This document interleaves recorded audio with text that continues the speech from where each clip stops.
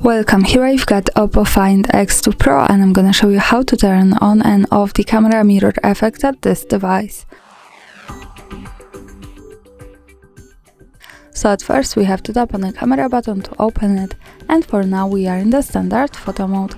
From here let's go to the right corner to this button. When we pick it, we get access to more options about the camera we can manage. Now let's focus on advanced settings. When we tap here, we get access to flip selfie at the first position, so this is our mirror effect. By using the button from the right we can turn it on and turn it off as we need. We have also short information from the device that this is only effective when we use the front camera, so we have to remember to change back one to the front by tapping on this button from the right. And that's all, thanks for watching, subscribe our channel and leave the thumbs up.